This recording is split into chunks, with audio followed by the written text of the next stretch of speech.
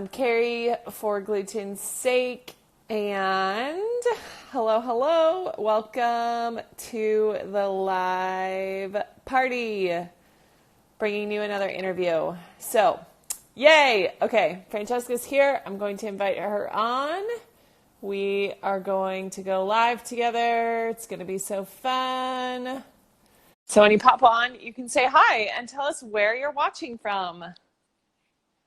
Okay, it's just connecting. Yay! Yay! What's Hi! up? Not Hi. much. How are you? It's so great. Good to see you. Well, it's 8 a.m. here, so I just got up and like slapped some makeup on, but doing great. Love it. Are you in the loo? I am. Where are you? You're like Uh, abroad, right? Vietnam. Yeah, Vietnam. Vietnam. That's amazing. So Yes. cool. Yeah. Yeah. So I live in the future. Yeah. So have you been like living abroad like indefinitely? I haven't like followed completely closely. Have you been in Vietnam for a long time or are you like traveling around? I've been on and off in Vietnam for a while now, yeah, but I've been out of the US for almost 2 years, which is crazy. Wow. Yeah, That's amazing. yeah, So yeah. cool. So we have lots of people jumping on to join us, which is so Yeah. fun. Mm-hmm. Yeah, so Hi, guys. let's just start. And why don't you introduce yourself? Tell people about you. So I'm Francesca Piazza. My Instagram is Francesca's Conscious Kitchen.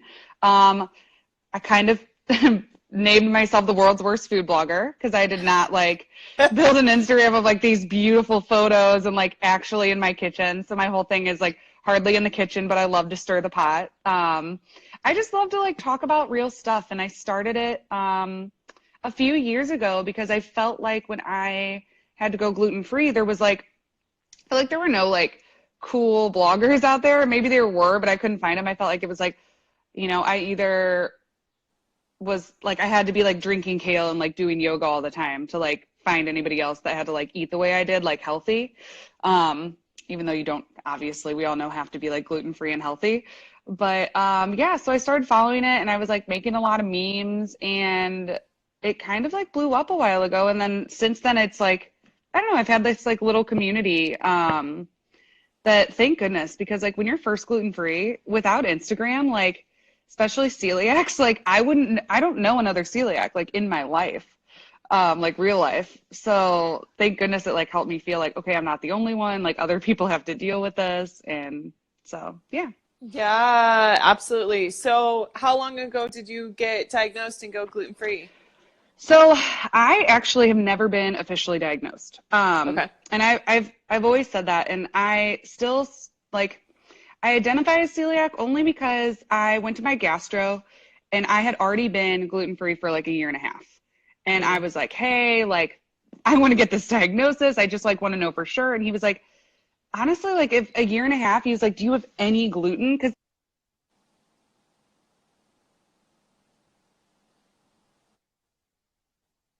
strict those people have to be, and you could never go that gluten free. And I was like, yo, like I haven't had a crumb in a year and a half. I was like, I don't think you understand. And he was like, well, your villi and your intestines is probably already like healed up, so I don't see any point of like putting you under and doing the um like colonoscopy or whatever to see it. So he just like wouldn't do it. And he was like, what does it matter, the diagnosis? He's like, you just want it for other people? Because he's like, are you ever going to eat gluten again? And I was like, well, no, like I get like violently ill when I do. Yeah, yeah, He's like, yeah. well, then who cares? So I kind of, maybe I do, maybe I don't, but I still have to live by like the same principles of Yeah. like cross contamination. So sometimes like, I don't identify with it and sometimes I do just because I feel like those are the only people that really like understand like how Hmm. strict, and maybe I just have to be super strict gluten free for some other crazy reason, but it's kind of the same life. So yeah. Yeah, absolutely. Well, and I feel like, I mean, I think people are starting to talk up more about that very issue. It's like, I don't know why Hmm. people feel the need to like shame people if they're not celiac, right? Yeah. Like, Hmm. I just cannot get on board with that. Like, yes, I'm all about like advocating for celiac, but it's the gluten-free Absolutely. community. It's not like, oh my gosh, Hmm. you can't be a part of this because you're not celiac, right? Like, that's stupid. Yeah. But and I find that there are finally some people that are talking about it and having good information of saying like, there's plenty of other people that have to be gluten-free, like, Mm-hmm. whether it's a health reason or a choice, and like, we don't need to discriminate against them. Yeah, yeah, I've always found that like kind of odd that there is kind of like a little bit of a divide, but I still, having been like officially diagnosed or not, I still think like celiac disease awareness is still so important just Yeah. because so many people who may like hear my story, they actually might be celiac or people still like really don't understand what it is. I think like there are still so many people that think like either gluten-free people are just like ridiculous or that like you just eat it and you get a little sick. Like they don't realize that like it can, affect so many different parts of someone and that it could like it really, really harms their health. Like it's, when you have no villi in your intestines to absorb any minerals and vitamins, like if you're a little kid, you're not going to grow. And like for me, what's super weird about it, and I know like all the serotonin's made in your gut, but the biggest thing for me is depression. Like if I have a little bit, Amen. I'm like a crazy person for like Oh, a, yeah. 100%. Mm-hmm. Yeah. And unless, yeah, you talk to certain people who like go through that, they don't realize that, and you would have to like be my friend to know it's like, if you were out with somebody, it sounds weird to be like, oh my gosh, I had a crumb. Like I have to go home and cry for like the next 3 days and feel like I got hit by a truck. They're like, it doesn't sound like logical, but No, yeah. and honestly, I still like thankfully I feel the same. I have people that now like can understand a little bit, but like Mm-hmm. I got glutened recently. It's such a silly story, but I got Sorry. Yeah. glutened Mm-hmm. and I could tell almost immediately because I just like my emotional health for me, like I get really sad, I feel overly Mm-hmm. emotional.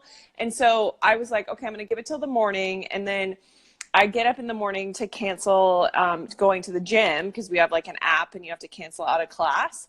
And Mm-hmm. I cancel and it says, you canceled too late. You owe 30 burpees. And I like had to hold myself from crying because I was like, Yeah. no. And I was like, Yeah. okay, don't be irrational. But I get like really irrational feeling and I get overly Mm-hmm. emotional, like, and I can tell because that's not how I would normally react. Yeah. Mm-hmm. Absolutely. So, but yeah, I don't know. Yeah. So, well, you've also been on a bit of a health journey beyond Yeah. gluten-free. So, do you Mm-hmm. mind talking a little bit about the No, not at all. Lyme and what's been going on? Yeah, well, I guess like kind of from like the beginning of the health journey, like, because a lot of people always ask like, what happened when I like went gluten free. And for me, it was, I had like eczema on my whole body, like everywhere, just my whole life, like since I was like a baby. And they had no idea. And it was really bad. It would like bleed and like pus. And they were just like, oh, this is dry skin. You have to do steroids. Um, and then when I was like 16, I was diagnosed with arthritis. Mm. Yeah, which is nuts for a 16-year-old. My back and Yeah. neck were just like rocks. And I was getting like cortisone injections all the time in my back. And they like just had no idea what was wrong. They're like, oh, I guess but how do you tell a 16-year-old she has arthritis? And I don't know. Yeah. Um, and then, gosh, there was like, I always like get off the phone. I'm like, oh, I forgot that symptom. But it was just like, I was just always sick, like always had strep throat. I was always on antibiotics. And depression was like the biggest thing. If I wasn't, from the time I was like, I think like 17, if I wasn't like medicated, like on like a lot of antidepressants, I like could not function in society. And then I started going into anaphylactic shock Ooh. like every 2 weeks. Oh I would my like have to like gosh. use the EpiPen, go to the emergency room, my throat would close up, my face would like swell. And they just told me I had idiopathic anaphylaxis, which means we don't know what's wrong with you. So I had to be on like Zyrtec and like Benadryl and those like all day, every day, just to Okay. keep my immune system from freaking out.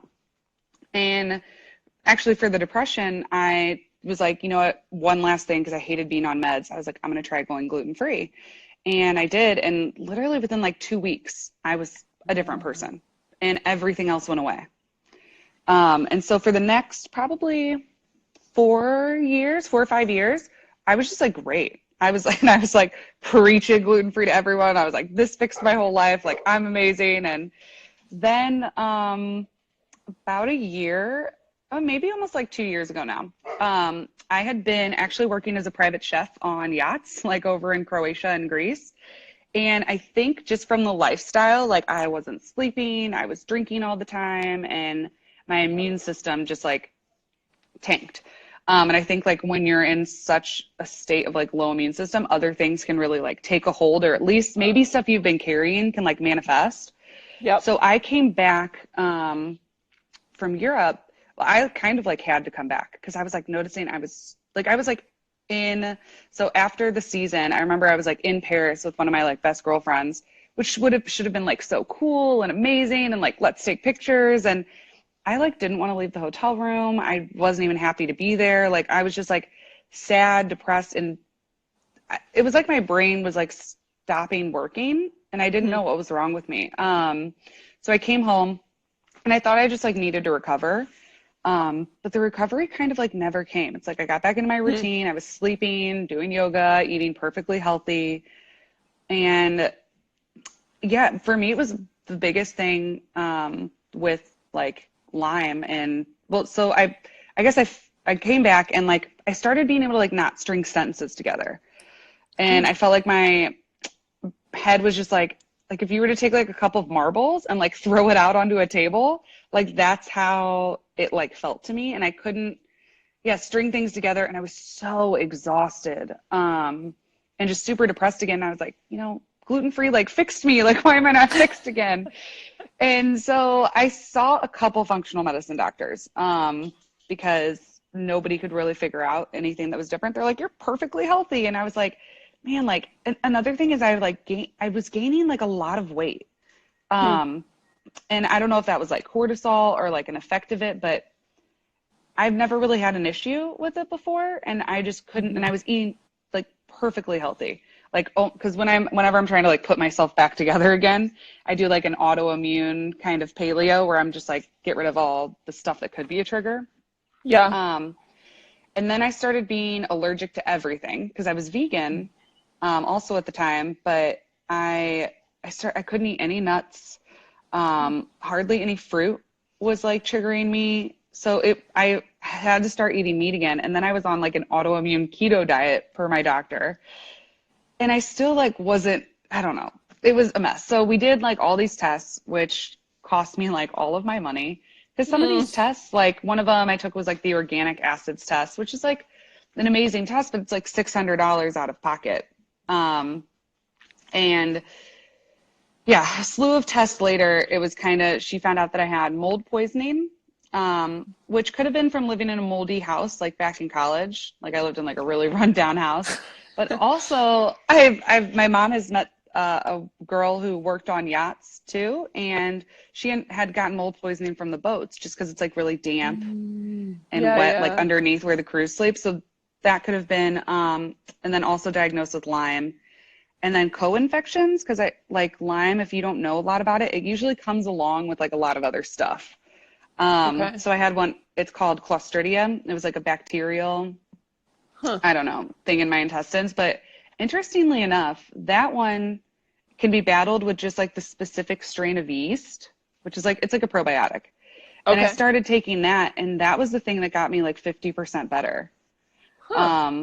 Just because like it needed to be balanced out, and that was what was making me allergic to everything.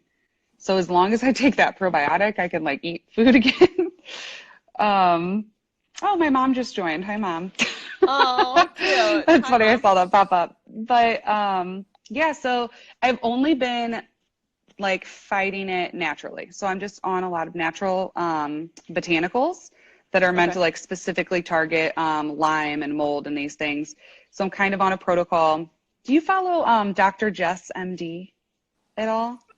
I think I do. Yes. She's like a doctor on here that is super active on Instagram, but her whole protocol is like sweat, bind, kill.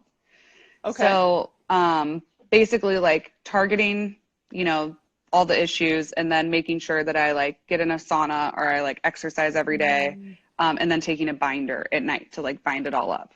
But I'm like finally starting to like get better. That's It's been so like, good to hear. yeah. So what's because an example of a binder?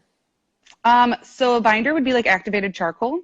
Okay. Okay. Or a lot, like I have one, it's called like Ultra Binder. So it has activated charcoal in it and zeolite, which is Okay. another, basically just all of these things that sort of like expand and grab all the toxins like out of your body so you can Yep. pass them. Okay. But yeah, I feel like activated charcoal and bentonite clay. That's another big one that people Okay. use. Okay. So yeah, Wow. but So you've getting been on quite the journey. yeah, but it's nice when, because as soon as you start that stuff, when your body is just so like inflamed, it can Hmm. make it worse. So I was like so scared of like, I would take a couple drops of these botanicals a day and I would just like have such like strong emotional reactions or I'd be like wiped out. And like luckily I've been able to like build up my tolerance. So it's been probably about 6 months now that I've been being treated for it. And I'm finally starting to feel like normal. Like I just like getting back to work and like being able to like actually do things is really nice. Yeah. So, mm-hmm. Well, because I know that some people are like really almost like bedridden. It Yeah. can be really bad. Mm-hmm. No, and so I definitely don't have it because I follow some girls who have been through some like rough journeys. The Balance Blonde is like one of my favorite bloggers. I follow her. Yeah. And yeah, she's kind of just been like out of commission for like almost a year or two now. So I was like, I don't know if I caught it early or just started like treating fast or just didn't have an extreme case at all. Because yeah, 6 months of just kind of feeling down and off is definitely, I got off a lot easier than a lot of people. Yeah, So, for sure. hmm Well, I'm glad to hear that you're on the mend yeah, and thank being able you. to figure out like what's going on and treat it. hmm Yeah.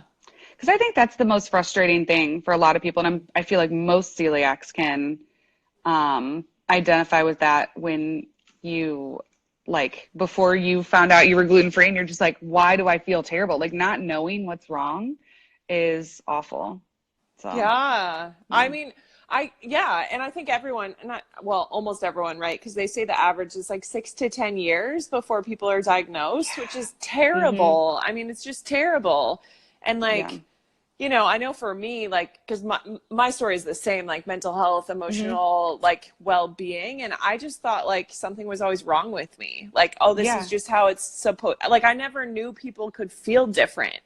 It hmm was like once I got diagnosed, I was like, oh, like Yeah. this is normal, quote unquote, normal life. And it's so like upsetting to me still that like I, had seen a psychiatrist and he just told me because like there's depression on both sides of my family. He was like, you have loaded genetics, like this is just something you were born with and you have to take a pill every day. And I was like, man, I really don't like taking all these meds. Um, and he was like, what if you had diabetes? Like you just need to get over it. It's something that your body needs every day and this is just what you have to take. And if I wouldn't have been someone that questioned it and kind of did all my own research, because I was like the one that decided to go gluten free, like just because I had read stuff online. And after Yeah. all the doctors I had seen, not one person like mentioned that it could have possibly been like gastrointestinal, which is, interesting. I think they're starting to wake up, but I've been back to that psychiatrist when the Lyme and stuff was going on and I didn't know and I couldn't figure out. And he basically, I had told him that I went gluten free and I mostly got better. And he was like, well, that's weird. He like completely dismissed it as like, wow, like Hmm. that must have been a coincidence. And I was like, have you like gut brain connection? Is there nothing there? Like, Well, so, sadly, and that's what like I feel like my mission and my story to share with the world is gut hmm health, mental health. Because like I'm a yeah. therapist by training. Like I have a master's in hmm counseling. And I was in school and I think back and I would like to know now if more programs are talking about it, but we did not talk about it at all. Yeah. Like there was Wow. nothing. Nothing. Yeah. hmm No. Yeah. And you're counseling people that, because I think about that. If I was like raised like in, you think of some people in like lower income neighborhoods and like don't have, the education. Like I was like, I felt like I like fully like educated myself on like anything that could possibly be depression related, because instead of just going to a doctor and them telling me, I was like, I'm going to learn this for myself. Um, but that's also because like going to college, I could, actually do like real research like online and figure Sure. stuff out. But I think, if I was raised like lower income and I was just eating like fast food all the time, because I had all these issues and I was raised eating healthy. Yeah. Like the probably like most unhealthy food I was eating was unhealthy, which is sprouted Ezekiel bread, which is typically healthy unless you can't like digest that, and it's still full of gluten. And that's why I couldn't understand like why, yeah, I was still so sick. But if I was like right now, if I went and ate full junk food, I mean, I'd be certifiably crazy. Like lock me up Yeah, and like chain me I am down. with you. I am with you. Yeah. So I sometimes when I see that like people do crazy things, I'm like, man, like I sort of like right literally if I went and ate like McDonald's for the next week straight, I would be off the rails. So, Yes. I mean, so hmm. Susan just said they didn't learn about it in dietetic school. I imagine this Wow. food is medicine probably solely believes food is medicine, which Hmm. I am like, I mean, maybe with your statement you can agree with. Like, I always thought it was a little like woo woo too Yeah. much. Years ago, I was Hmm. like, screw that. Like, come on. And now I'm Yeah, just like, 100% what you put in your body matters. Like, hands absolutely. down. Hmm. Yeah. And sometimes I even have to watch myself, like how much I say it to people, because I don't think that like a perfect diet, and I don't think you should live like, trying to be so perfect No, and make yourself no. crazy, or a perfect diet to fix everything. Obviously modern medicine is amazing and necessary, but man, a lot of the times, like for me, as soon as I start slipping, I notice it. And so I have to watch myself on vacation because I'll be in such a like treat yourself mood. And I'm like, oh, Mm-hmm. I'm on vacation, I should try this. And even like caffeine, like I don't do well. And I think a lot of celiacs don't do well with coffee. I've sort of read that, but yeah. And I'll start to think like, oh, I deserve this and it's fun. But then I'm like, the last half of my vacation, I'm like a mess. And I'm like, this isn't worth it. Like, so yeah, I'm like Yeah, such an advocate for that. absolutely. Raf Hmm. says food has changed her life too. Yeah, it's just more and more Yeah. people. I think it's just flipping the script a little bit and being open to it because it's not sexy, it's not fun a lot of times to be Yeah. like, "Oh, I'm going to eat clean, I'm going to eat real foods," right? Like that's not what society pushes on us at all. Yeah. Um, Hmm. but once you've experienced it, you're like, "Well, why would I not want to feel this way? Like I feel good." Yeah. And I flip flop like back and forth. And sometimes that's why I like will, take hiatuses from posting on Instagram, because I I feel like Instagram is who you are as a person, and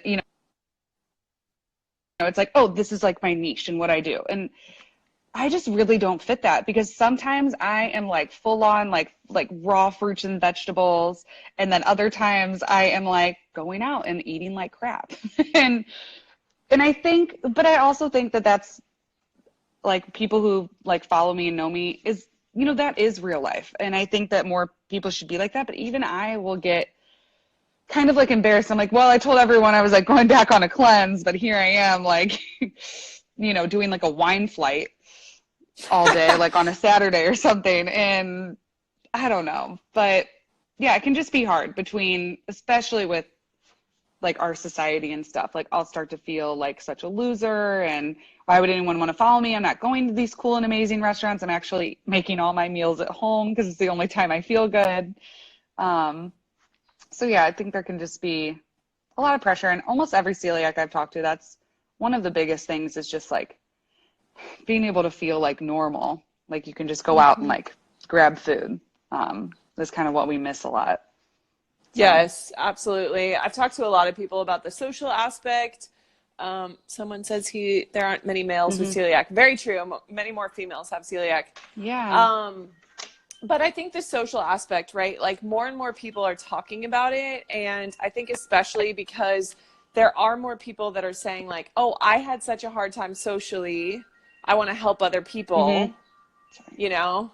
Yeah. And it can be isolating, it can be hard, and it's not as convenient because you have to plan ahead. Yeah.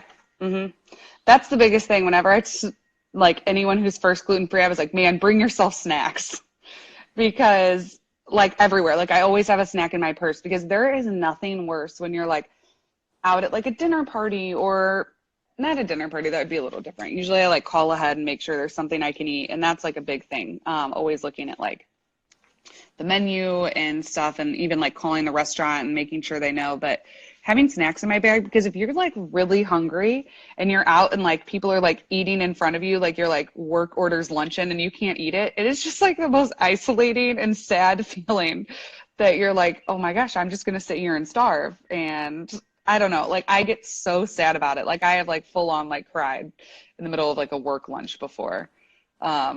Just because sometimes it just like bottles up because you're like, I'm fine, you're used to it, and Yeah. then like it can get to you. Well, and then you have those Um, moments where everyone's eating, you're starving, you're sad, and like no one's really understanding, and you're just yeah. like, ah. Yeah, and they're like, just pick the croutons out, and you're like, You're like, damn it, no. Susan, it doesn't work like that. Yeah. So, Exactly. Exactly. hmm Okay, so can we talk for a second about what yeah, you're doing? You've started a social media company. I You're, did. yeah, Yeah. tell us what you're up to. So, well, my last job, I was director of social media for a PR agency up in Manhattan. And that was really cool, but it was actually during that time is when I got diagnosed with Lyme. And I, because I had gone out there because I was like, man, I'm depressed. Maybe I just need to change. And I got this great job. And, I'm in New York and it was amazing. But like the stress of New York, the stress of an agency job in the city, which is agency life is just insane because you have so many clients. And in New York, you're just expected to like work so hard. And I'm just someone like my body can't keep up with that. The stress of it just like I think also made everything worse. And so it was so great. And I've always known so much about social media, but not really seeing like how to get clients and how to fully like do it on my own. And since it was a smaller agency, I really got to see kind of the entrepreneurial side of it. And so Mm-hmm. once I like started getting better, I was, looking at going back to work and I was like, I like love to travel. And I would eventually love to live abroad like you do. I think that's like so cool. And I was like, maybe I could just do this on my own, make my own hours and then be able to like help people remotely. Yeah, so I started a little social media and PR agency called Intentional Interaction because I'm really tired of people seeing social media as like numbers and they just want to grow. And that's why I have the word intentional in it because I want like real connection. To me, like my followers, like sometimes like if I won't post for like I'll lose like 5,000 in a month or something or not that much, but you know what I mean? Like, and I Yeah. don't care. It's like there for the people that like to connect to. And I think that's what matters is really building a connection and a community. And for brands, I think that's just as important. So I want to teach them, you're not just like yelling at them about all the good things you do, figure out who, your people are, what they care about and bring value to them. Like, why are they going to follow you? Is it for humor? Is it for information? Like give something to them. And then if they trust you and get to know you, then they'll probably, be one of your customers. And so I just really wanted to help teach that. And I also just want to work with really intentional brands because that's something that I'm really passionate about is sustainability and just entrepreneurs who are out there really just trying to make the world a better place and especially treat their employees great. And so, yeah, that's like, true interaction and people just being really intentional. And so, yeah, it's kind of cool that I now I get to kind love of put everything that. together. Yeah. So, and also doing Yeah. influencer coaching because I was also director of influencer marketing at my job. And I feel like there's so many people out there. And even me, like being someone, quote unquote, like an influencer, having like a larger audience. There's so much misinformation out there or just not enough information out there about how to like grow an audience. And I think there are some people kind of trying to teach other people, but it seems really like scammy. like, oh, do this and you can like make money and travel the world on your Instagram. But in New York, I was the girl that was like hiring all the other Instagram girls for a lot of really big companies. So I got to kind of see a really kind of insider perspective on it, like what I looked for, what companies wanted, and how much you can charge. And so I just want to kind of take on people who that's what they want to do. Because now being like an influencer or a blogger is an actual career path you can take. If you take it seriously, that's the biggest thing when I start coaching people. I'm like, please do not think this is your like get out of jail free card and you're just going to like take pictures and travel the world, because it's hard work. Like anyone who's making like real money off their Instagrams, it's a full-time job. And maybe eventually you can start to back off of it, but it's tons of emails and negotiating and contracts. And so, yeah, just kind of want to clear up like that world, put some really like real information out there. And I also hate how the word influencer is like so derogatory. You know, people are like, oh my gosh, like influencers, and they just don't want to work. And I actually think it's amazing. Like I want girls to get paid, you know, because there's people like, I think of some of the Instagrammers who have like changed my life, and like the Balance Blonde, like helped me so much with my journey just by sharing hers. Mm-hmm. And if she wasn't able to like blog all the time and wasn't being able to make money from that, then like she wouldn't have been able to be there for me or the thousands of other people.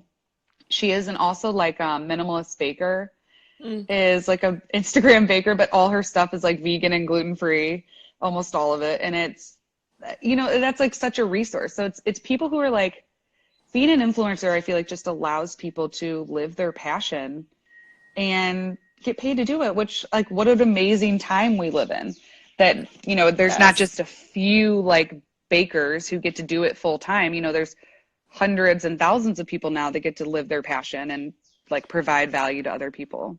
So, yeah. I love that. I totally agree. Mm-hmm. It's like every day I wake up and I'm like, I am so freaking grateful for the internet. Like, mind blown every day. Like I can build a business online and I can get paid to do this and I can help people. Like, I don't know what gets better than that, you know? And it's just so cool. And I think it's amazing too that a lot of people before, they couldn't feel like they were changing the world or doing stuff, and you know, only the few people who made it big. Now it's like you can really find like your tribe, you know, as ridiculous as that sounds, but you like, and that's one of the biggest things I say to people. I'm like, stop trying to put out there what you think people want, or what you think brands want. You know, just put you out there, and the people that, there's so many people in this world. You think that you're like this unique snowflake, which you are, and your voice is different than everybody else and matters. But there are people who are very similar to you, and like they will find you if you just keep just being yourself. Those exact people who love and dislike the same things as you, like they'll find you, and you don't need 300,000 people or even 100,000 or even 50,000 to make it a full-time thing and to really impact people's lives. Exactly. Yeah. So it's really cool. That's so cool. But, and I love the word intentional. That's one of my favorite words. So that's really cool. Yeah. Well, thank you. Really cool. No, and I also saw it as I wanted to, you know, I've always been someone since I was little, like I just like want to save the world and do such great things. And that's so much pressure on yourself. And it's also such an kind of almost like an ego thing. And it's like, where do you start with that? Like, oh, I want to like make the world a better place. But through helping other people with social media, like I was just trying to blend like everything that I'm like interested in, like good at. Then it was like social media and passionate about helping people and passionate about helping entrepreneurs.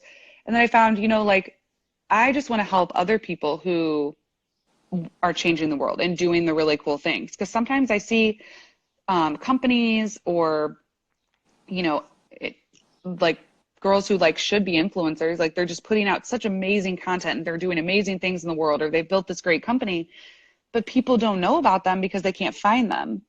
And that's, you know, some people think the downside of social media, like, oh, I have to do this so people know about me. And it's like, no, like this is actually an amazing opportunity for you because you can find your people and you don't have to, you know, spend millions of dollars on like advertising.